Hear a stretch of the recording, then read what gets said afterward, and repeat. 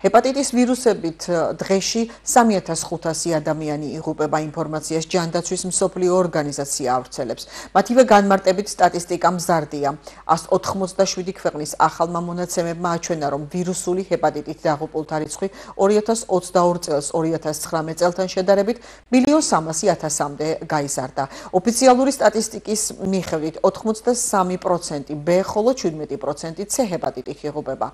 საქართველოში რამდენიმე წელია C ჰეპატიტის ელიმინაციის უფასო პროგრამა მუშაობს, რომელიც დაავადების განკურნების მაღალი შესაძლებლობებით გამოირჩევა.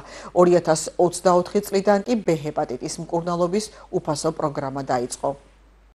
ძალიან სერიოზული დაავადება, ეს გახლავთ ღვიძლის დაავადება და თუ ის არ არის გამკურნალი, ძირითადად რა თქმა უნდა მე თავდება ხოლმე ან ციროზით ან სიმსივნით, ღვიძლის სიმსივნით, რომელიც რა თქმა უნდა ძალიან სერიოზული დაავადება და შეიძლება რომ ფატალურადაც დამთავრდეს.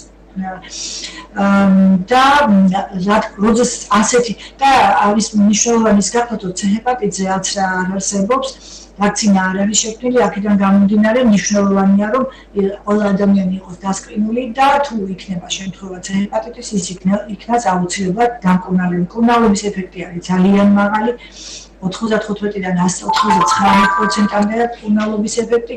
ამიტომ მინდა რომ მაინც ყველას ვთხოვო, რომ თუ ვინმე არის დარჩენილი სკრინინგის გარეშე, ერთხელ მაინც არ ჩაუტარებია სკრინინგი. ჩვენ ასეთი სიები გვაქვს უკვე სახელმწიფო პროგრამიდან, ანუ ის უნიკალური ბენეფიციარები, რომელსაც არც ერთხელ თავის აი ამ პროგრამის მიმდინარეობის განმავლობაში არ ჩატარებია არავის, მათი სიები გვაქვს გადმოცემული, მერე ესენი გვაქვს გადანაწილებული სამედიცინო დაწესებულებებზე, რომელთა ბენეფიციარებიც არიან, რომლის ბენეფიციარებიც არიან ეს უნიკალური პირები და მათგან ყოველკვირეულ ინფორმაციას ვითხოვთ, ვისთან იქნა დაკავშირებული, ვისთან იქნა კომუნიკაცია და ვინ იქნა მოწვეული და სად იქნა რამდენი სკრინინგის იქნა ჩატარებული.